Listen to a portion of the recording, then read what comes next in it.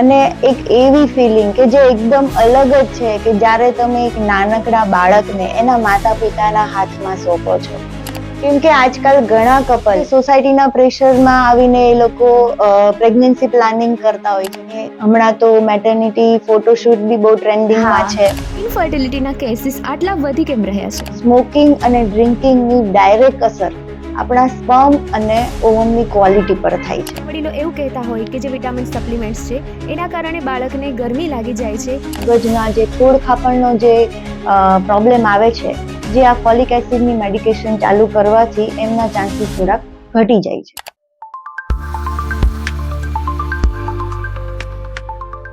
Hello, નમસ્તે, welcome to our podcast talks with Ayusha. આજે આપણી સાથે છે highly qualified gynaecologist and infertility specialist doctor Bhumi Kasodariya. So આજે આપણે ચર્ચા કરવા જઈ રહ્યા છીએ અમુક એવી બાબતોની જે આજના સમયમાં દર 10માંથી 8 સ્ત્રીઓને મૂંઝવતી હોય છે. અને ઘણીવાર ઘણા બધા કપલ્સ અમુક સવાલો ડાયરેક્ટ ડૉક્ટરને પૂછી નથી શકતા અમુક સંકોચના કારણે.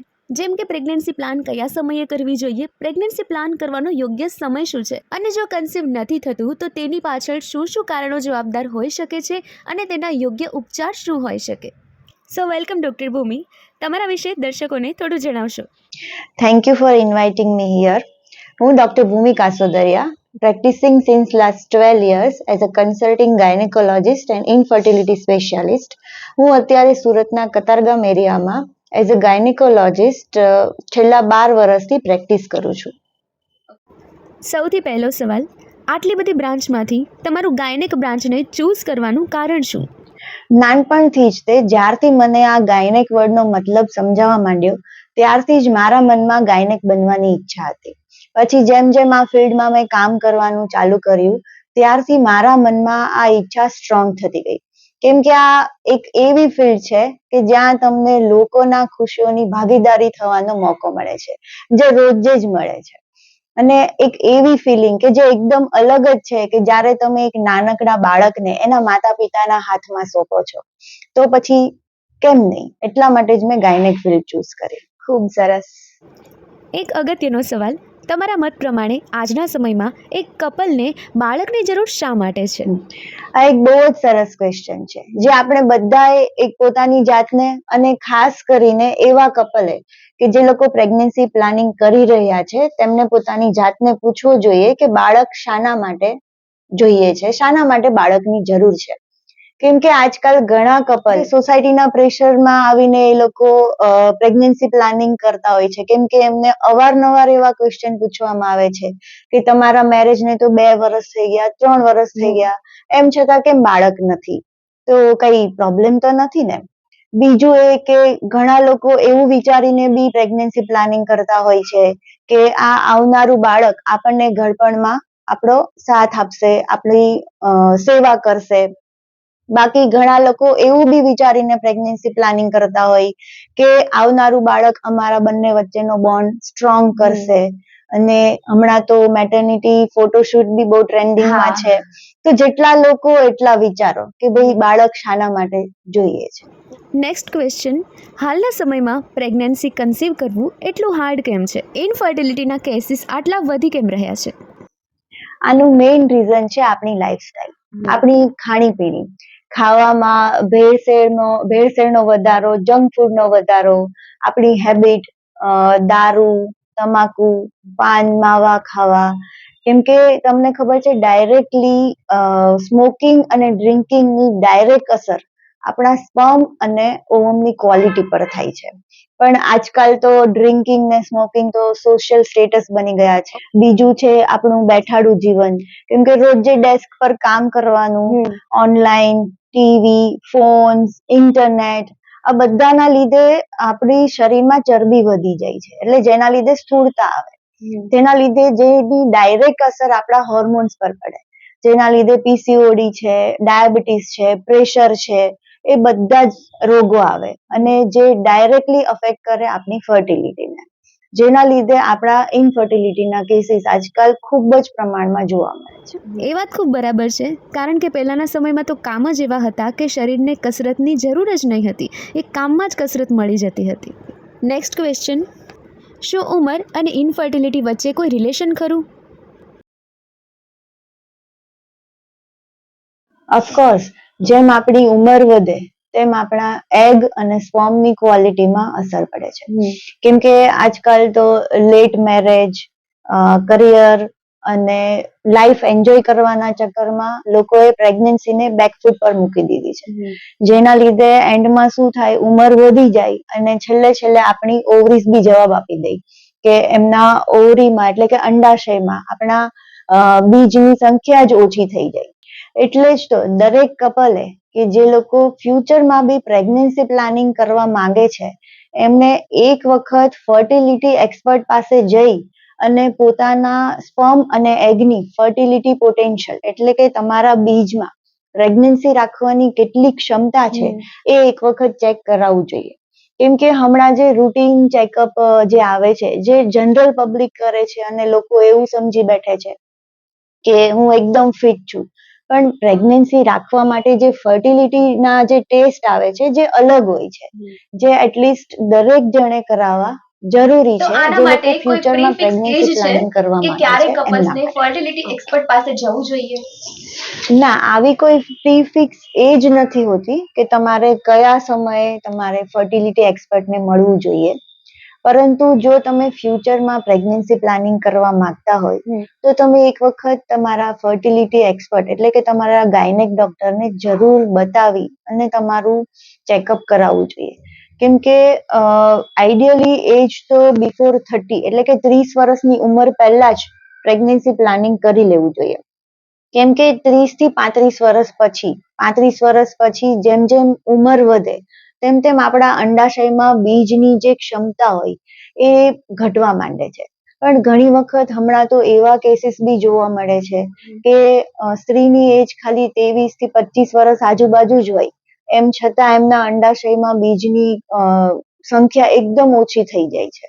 આના પરથી મને એક સવાલ થાય છે કે આનું કારણ કોઈ વારસાગત હોઈ શકે કે આપણા મધરને કે સિસ્ટરને માસિક વહેલા બંધ થઈ ગયા હોય તો એની અસર આપણને થઈ શકે ખરી? હા, આ એ જ કારણ છે કે આ વસ્તુના લીધે જો તમારા મમ્મીને માસિક વહેલા બંધ થઈ ગયા હોય અથવા તો તમારા એલ્ડર સિસ્ટરને, તમારાથી મોટી બહેનને કે જો માસિકમાં ઘટાડો થવા માંડ્યો હોય તો આ વસ્તુ તમારી સાથે પણ થઈ શકે છે કે તમારા બીજની જે સંખ્યા હોય એ બી ઉંમર કરતા વહેલા ઘટવા માંડે છે.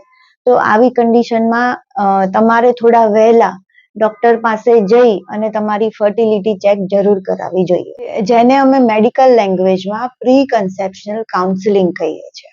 ઓકે, તો તમે આગળ જણાવ્યું એ પ્રમાણે પ્રી કન્સેપ્શનલ કાઉન્સેલિંગ આ છે શું? પ્રી કન્સેપ્શનલ કાઉન્સેલિંગ એટલે પ્રેગ્નન્સી રાખતા પહેલા ડોક્ટરની સલાહ લેવી અને જરૂર પડ્યે રિપોર્ટ કરાવવા. આમાં કપલને સમજાવવામાં આવે છે કે તમારા ફર્ટાઇલ ડેઝ એટલે કે તમારે કયા દિવસોમાં પ્રેગ્નન્સી પ્લાનિંગ કરવી જોઈએ. આ ઉપરાંત જરૂર પૂરતા રિપોર્ટ્સ એટલે કે એનું તમારું હિમોગ્લોબિન લેવલ છે, થાઇરોઇડનો રિપોર્ટ્સ છે, થેલેસેમિયા છે, શુગર કે પ્રેશર કે એવું કશું કંઈ છે નહીં કે એનો રિપોર્ટ્સ કરવામાં આવે છે, જેથી જો એમાંથી કોઈ બી બીમારી હોય તો એનો જરૂર પડ્યે ઈલાજ પ્રેગ્નન્સી કન્સીવ કરતા પહેલા થઈ જાય. બરાબર છે. હા, મેં પણ ઘણીવાર એવું સાંભળ્યું છે કે અમુક કપલ્સને પ્રેગ્નન્સી કન્સીવ થઈ ગયા પછી ખબર પડે છે કે એમને કોઈ ડિસીઝ છે એમ. અને આ બાબતે અવેરનેસ ખૂબ જરૂરી છે કારણ કે પહેલાંના સમયમાં નેચરલી કન્સીવ થઈ જતું હતું અને કોઈ ડિસીઝ નહીં હતા નાની ઉંમરમાં. તો હજી એટલી અવેરનેસ નથી કે આ બધા ચેકઅપ્સ કરાવવા જોઈએ. અને એક ક્વેશ્ચન હજી કે કોઈ કપલને કોઈ મેડિસિન ઓલરેડી ચાલુ છે, કોઈ ડિસીઝ છે, તો એમને પ્રેગ્નન્સી તરફ કઈ રીતે આગળ વધવું જોઈએ? કાઉન્સેલિંગમાં અમે આ બી સમજાવીએ છીએ કે ઓલરેડી કપલ જો કોઈ મેડિકેશન પર છે, મતલબ કે એમને પ્રેશર કે શુગર કે થાઇરોઇડની કોઈ બી મેડિસિન જો ચાલુ છે અને જો એ પ્રેગ્નન્સી કન્ટિન્યુ રાખવામાં એ દવા બાળકને અસર કરી શકે છે તો એ મેડિસિનને સ્વિચ કરી દઈએ છીએ કે એવી બીજી મેડિકેશન પેશન્ટને સ્ટાર્ટ કરી દઈએ કે જેથી આવનારા બાળક પર એ મેડિકેશનની કોઈ અસર ના થાય. આ ઉપરાંત જરૂર પડતા સપ્લિમેન્ટ્સ મતલબ કે આપણે ફોલિક એસિડ છે, વિટામિન B12 છે, વિટામિન D3 છે, જે બાળકના મગજના વિકાસ માટે ખૂબ જ જરૂરી છે, જે અરાઉન્ડ આપણે આઈડિયલી પ્રેગ્નન્સી રાખતાના 3 મહિના પહેલા મેડિસિન ચાલુ કરી દેવી જોઈએ. તો આવનારા બાળકમાં જે મગજના જે ખોડખાપણનો જે પ્રોબ્લેમ આવે છે, જે આ ફોલિક એસિડની મેડિકેશન ચાલુ કરવાથી એમના ચાન્સીસ થોડાક ઘટી જાય છે. આના પરથી એક સવાલ થાય છે કે ઘણા વડીલો એવું કહેતા હોય કે જે વિટામિન સપ્લિમેન્ટ્સ છે એના કારણે બાળકને ગરમી લાગી જાય છે કે કોઈ સાઈડ ઇફેક્ટ્સ થાય છે, તો આ વાત કેટલા અંશે સાચી? જો આ મેડિકેશન છે એ આપણે વિટામિનની છે કે જે આપણે ફોલિક એસિડ છે, વિટામિન B12 છે, D3 ના કે જે આપણા શરીરમાં જો એની ઉણપ હોય અને આપણે પ્રેગ્નન્સી કન્સીવ કરીએ તો એ ઉણપ બાળકને થઈ શકે છે, જેના લીધે બાળકના જે મગજનો વિકાસ છે, બીજા બધા અંગોનો વિકાસ છે એમાં અસર પડી શકે છે, જેથી આવનારું બાળક ખોડખાપણ વાળું આવી શકે છે. અને આજકાલ તો આ ભેળસેળ વાળી ખાણીપીણીમાં ખરેખર જે ન્યુટ્રિશન આપણા શરીર સુધી પહોંચવા જોઈએ એ ખરેખર મળે છે કે નથી મળતું એ બી ક્વેશ્ચન માર્ક છે. અને એના જ માટે આપણે ફોલિક એસિડ ને વિટામિન B12 જેવા સપ્લિમેન્ટ્સ લેવા ખૂબ જ જરૂરી છે. પણ આજકાલ તો આમ જોવા જઈએ તો ગૂગલમાં બધા જ સવાલોના જવાબ મળી રહે છે, તો કાઉન્સેલિંગની જરૂર શા માટે? ઓફકોર્સ કાઉન્સેલિંગની જરૂર છે, કેમ કે ગૂગલ ઘણી વસ્તુને એટલા એક્સ્ટ્રીમ લેવલ સુધી બતાવે છે ને કે ક્યારેક જો ગૂગલના એંગલથી જોવા જઈએ ને તો એના લીધે કોઈ નોર્મલ માણસ બી પોતાને એબનોર્મલ સમજી અને ડિપ્રેશનમાં આવી શકે છે. બહુ સાચી વાત છે. આ એક્સપિરિયન્સ તો મને પણ છે કે કોઈ વાર કંઈ થયું હોય અને નોર્મલ સિમ્ટમ્સ આપણે ગૂગલ પર ટાઈપ કરીએ તો આપણને કેન્સર સુધીની પોસિબિલિટીઝ બતાવી દે કે તમને કેન્સર પણ હોઈ શકે છે. એક આજે જ આવો કિસ્સો તમને કહું કે એક લેડી કે જેની પ્રેગ્નન્સી પોઝિટિવ આવતા અમે લોકો જે નોર્મલ જે કોમન રિપોર્ટ છે જેને બીટા HCG નો રિપોર્ટ કહેવામાં આવે છે એ અમે કરાવ્યો. પછી એ લેડીએ ઘરે જઈને ગૂગલ પર સર્ચ કર્યું અને ગૂગલે એવું બતાવ્યું કે બીટા HCG કોઈ કેન્સરમાં બી વધી શકે છે અને બસ પછી તો એ લેડી બિચારી આખી રાત રડી રડીને વિતાવી, કેમ કે આ જ રીતે નોર્મલ માણસ બી ગૂગલના લીધે ડિપ્રેશનમાં આવી શકે છે. એટલે જ તો ગૂગલ પર કમ્પ્લીટલી રિલાય ના કરવું જોઈએ. સો તમે આગળ જણાવ્યું એ પ્રમાણે ફર્ટિલિટી ડેઝ એ શું છે? ફર્ટાઇલ દિવસો એટલે કે એવા દિવસો કે જેમાં એક કપલ પ્રેગ્નન્સી માટેનું પ્લાનિંગ કરી શકે છે. આ દિવસોમાં તમારે જો તમારી સાયકલ રેગ્યુલર હોય તો તમે ફર્ટાઇલ ડેઝ કાઉન્ટ કરી શકો છો, પરંતુ જો તમારું માસિકની સાયકલ અનિયમિત છે, મતલબ કે તમને જો માસિક 1.5 મહિને કે 2 મહિને આવે છે તો તમારા ઓવ્યુલેશનના દિવસો કાઉન્ટ કરવા માટે તમારે તમારા ગાયનેકની સલાહ લેવી જરૂરી છે. જો તમારી સાયકલ 28 થી 30 દિવસની છે તો તમારું ઓવ્યુલેશન એટલે કે તમારું જે બીજ જે છે એ મેચ્યોર બનીને અરાઉન્ડ 12માથી 14મા દિવસ સુધીમાં મેચ્યોર થાય છે અને ઓવ્યુલેશન થાય છે. એટલે જ તો કપલને જેની સાયકલ રેગ્યુલર છે એમને અરાઉન્ડ 10મા દિવસથી 16મા દિવસ સુધી ઓલ્ટરનેટ ડે સાથે રહેવાની સલાહ આપવામાં આવે છે, કેમ કે આ દિવસોમાં સાથે રહેવાથી સૌથી મેક્સિમમ ચાન્સ રહે છે પ્રેગ્નન્સી રહેવાના, કેમ કે ઓવ્યુલેશન થતા જે બીજ છૂટું પડે છે એમાં ફર્ટિલિટી જે પોટેન્શિયલ રહે છે અરાઉન્ડ 12 થી 24 કલાક સુધી જ રહે છે. એટલા જ માટે કપલને ઓવ્યુલેશનના દિવસે અને ઓવ્યુલેશનના 2 દિવસ પહેલા અને ઓવ્યુલેશનના 2 દિવસ પછી આ જ રીતે સાથે રહેવાની સલાહ આપવામાં આવે છે. ઓકે, તો ગૂગલ પર એવી કોઈ એપ્લિકેશન ખરી કે જેનાથી આપણી મેન્સ્ટ્રુઅલ સાયકલને ટ્રેક કરી શકાય? હા, ગૂગલમાં બી એવી ઘણી એપ છે જેમ કે મેન્સ્ટ્રુઅલ સાયકલ, માય કેલેન્ડર કે એમાં તમે તમારી મેન્સ્ટ્રુઅલ સાયકલને ટ્રેક કરી શકો છો અને જેમાં તમારી સાયકલને અકોર્ડિંગ તમારા ઓવ્યુલેશન ડેઝ બી કાઉન્ટ કરીને આપેલા હોય છે. હવે જનરલી એવું હોય છે કે ઓવ્યુલેશન ક્યારે થશે એ ચેક કરવા માટે હંમેશા હોસ્પિટલ જ આવવું પડતું હોય છે, તો એવું કોઈ ટૂલ ખરું કે જેનાથી ઘરે જ જાણી શકાય કે ઓવ્યુલેશનના ડેઝ કયા કયા હોઈ શકે છે? માર્કેટમાં એવી ઘણી કીટ અવેલેબલ છે જેનાથી આપણે આપણું ઓવ્યુલેશન ડેઝ ડિટેક્ટ કરી શકીએ છીએ.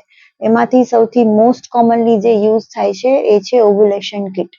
તો આને યુઝ કઈ રીતે કરી શકાય? ઓવ્યુલેશન કીટ અને પ્રેગ્નન્સી કીટનો યુઝ ઓલમોસ્ટ સેમ જ છે. બંને ટેસ્ટ આપણા યુરિનથી જ થાય છે. જેમ આપણે પ્રેગ્નન્સી પોઝિટિવ આવે 2 ડાર્ક લાઇન થી એ જ રીતે જ્યારે સ્ટ્રીપમાં 2 ડાર્ક લાઇન પોઝિટિવ આવે, મતલબ 2 ડાર્ક લાઇન દેખાય ત્યારે મતલબ એ જ કે તમને ઓવ્યુલેશન ચાલુ થઈ ગયું છે. ઘણીવાર એવું બનતું હોય છે અમુક કપલ્સમાં કે હસબન્ડ અને વાઈફ અલગ રહેતા હોય છે, યા તો પછી કોઈ વર્કિંગ લેડી છે કે મિલિટરી પર્સન છે, તો એમને અમુક ફિક્સ ડેટ પર જ રજાઓ મળતી હોય છે. જે લોકો સાથે નથી રહેતા, તો એમને કોઈ એવું ઓપ્શન ખરું કે પોતાના ઓવ્યુલેશન ડેઝને એડજસ્ટ કરી શકે? જે વર્કિંગ કપલ છે કે જેમાં હસબન્ડ બહાર કામ કરે છે અથવા તો મિલિટરી પર્સન છે, એમને એકબીજા સાથે રહેવાનો ટાઈમ એટલો બધો નથી મળતો અને એ લોકો પ્રેગ્નન્સી પ્લાનિંગ કરવા ઈચ્છે છે, તો આવા કપલ માટે લેડીને મેન્સ્ટ્રુઅલ સાયકલ થોડી ડિલે કરી અને એમના હસબન્ડ જ્યારે આવે એ હિસાબે ઓવ્યુલેશનનો ટાઈમ સેટ કરીને પણ પ્રેગ્નન્સી પ્લાનિંગના ચાન્સીસ વધારી શકાય. એવી રીતે ડેટ એડજસ્ટમેન્ટ થઈ શકે છે. ઓકે, તો હવે એક એવો સવાલ છે જે મોસ્ટલી કપલ્સને પૂછવામાં સંકોચ થતો હોય ડૉક્ટર્સને. તો પ્રેગ્નન્સી કન્સીવ કરવા માટે મંથમાં કયા સમયે અને કેટલી વાર રિલેશન રાખવું જોઈએ? મેઇન તો પ્રેગ્નન્સી માટે ઓવ્યુલેશનના ટાઈમ પર સાથે રહેવું ખૂબ જ જરૂરી છે, કેમ કે ઓવ્યુલેશનના દિવસે, ઓવ્યુલેશનના 2 દિવસ અગાઉ અને ઓવ્યુલેશનના 2 દિવસ પછી, આવી રીતે 3 વખત સાથે રહેવું જરૂરી છે. કેમ કે જ્યારે બીજ જે ઓવ્યુલેશનના ટાઈમે જે બીજ મળે છે તે ખાલી 12 થી 24 કલાક સુધી જ ફર્ટાઇલ રહી શકે છે, પણ જે સ્પર્મ હોય છે તે અરાઉન્ડ 3 થી 4 દિવસ સુધી ફર્ટાઇલ રહી શકે છે. એટલા જ માટે કપલને કે જે લોકો પ્રેગ્નન્સી પ્લાનિંગ કરે છે એમને આ રીતે 3 વખત ભેગા થવું ખૂબ જ જરૂરી છે. આજકાલ એવું બહુ સાંભળવા મળે છે કે હેલ્ધી ડાયટ, બેલેન્સ ડાયટ, તો આ ડાયટ પ્રેગ્નન્સીને કઈ રીતે ઇફેક્ટ કરે છે? ડાયટનો બી પ્રેગ્નન્સીમાં ખૂબ જ મહત્વનો ભાગ છે, કેમ કે આપણા જે મેઇન હોર્મોન છે ઇસ્ટ્રોજન, પ્રોજેસ્ટેરોન, ટેસ્ટોસ્ટેરોન, જે પ્રેગ્નન્સીમાં જરૂરી છે એ બધા જ હોર્મોન્સ કોલેસ્ટેરોલમાંથી બને છે. કોલેસ્ટેરોલ એટલે કે ફેટ. હવે આપણા મનમાં સૌથી પહેલા એ જ ક્વેશ્ચન આવે કે ફેટ એટલે ખરાબ, પણ એવું નથી હોતું. બધી જ ફેટ ખરાબ નથી હોતી. 2 ટાઈપની ફેટ આવે, ગુડ ફેટ અને બેડ ફેટ. ગુડ ફેટ આપણને નટ્સ છે, સીડ્સ છે, ડ્રાય ફ્રૂટ્સ છે, એ બધામાંથી આપણને ગુડ ફેટ મળે છે, જે આપણા શરીર માટે ખૂબ જ જરૂરી છે. જ્યારે બેડ ફેટ છે, જે ઓઇલી ફૂડ છે, જંક ફૂડ છે, એ બેડ ફેટમાંથી મળે છે. એટલે એના માટે એનું સેવન કરવું થોડું અવોઇડ કરવું જોઈએ જો આપણે પ્રેગ્નન્સી પ્લાનિંગ કરતા હોય તો. આ સિવાય આપણી ડાયટમાં વિટામિન બી હોવા જરૂરી છે. વિટામિન આપણને મળશે ગ્રીન લીફી વેજીટેબલ્સમાંથી, મતલબ કે લીલા પાંદડાવાળા શાકભાજીઓમાંથી અને ફ્રૂટ્સમાંથી. એક વર્કિંગ વુમનને પ્રેગ્નન્સી કન્સીવ કરવા માટે ઘણી બધી મૂંઝવણો હોય છે, તો એમને પ્રેગ્નન્સી કન્સીવ કરવા માટે શું ધ્યાન રાખવું જોઈએ? વર્કિંગ વુમનને ખૂબ જ સ્ટ્રેસ હોય છે, કેમ કે મેન્ટલ અને ફિઝિકલ બંને, કેમ કે એમને ઓફિસનું કામ બી કરવાનું હોય છે અને હાઉસવર્ક બી કરવાનું હોય છે. એટલે પ્રેગ્નન્સી પ્લાનિંગ કરતા હસબન્ડ્સને પ્લીઝ એ રિક્વેસ્ટ છે કે તમે તમારી વાઈફને હેલ્પ કરવી જોઈએ. યસ, આઈ અગ્રી. કારણ કે કન્સીવ કરવા સમયે એટલો બધો સ્ટ્રેસ હોય છે, તો ખાસ કરીને હસબન્ડનો ઇમોશનલ સપોર્ટ તો બહુ જરૂરી છે. હા, ઓફકોર્સ એના લીધે જ એને મેન્ટલ અને ફિઝિકલ સ્ટ્રેસ ઓછો થઈ જાય જો તમે આટલા સપોર્ટિવ હોય તો. અને બીજું એ કે વર્કિંગ વુમને કમ્પ્લીટલી આરામ કરવો જરૂરી નથી. તમે તમારું રૂટીન વર્ક કરી શકો છો. જો કોઈ કોમ્પ્લિકેશન્સ કે એવું કશું હોય તો તમે તમારા ડોક્ટરની સલાહ પ્રમાણે આગળ વધી શકો છો. ઓકે, તો જે કપલ્સને નેચરલી કન્સીવ નથી થતું, તો એમના માટે કયા ઓપ્શન છે? જે કપલને નેચરલી કન્સીવ નથી થતું એમના માટે આઈયુઆઈ અને આઈવીએફ. આઈયુઆઈ મતલબ કે ઇન્ટ્રા યુટ્રાઇન ઇન્સેમિનેશન અથવા તો ઇન વિટ્રો ફર્ટિલાઇઝેશન, એ ટાઈપની ટેકનિક આવે છે, જેના લીધે જે લોકો બાળકની ઈચ્છા રાખતું હોય એમને પ્રેગ્નન્સી પ્લાનિંગ કરવામાં, પ્રેગ્નન્સી કન્સીવ કરવામાં મદદ થઈ શકે છે. તો આઈયુઆઈ અને આઈવીએફ વચ્ચે શું ડિફરન્સ છે?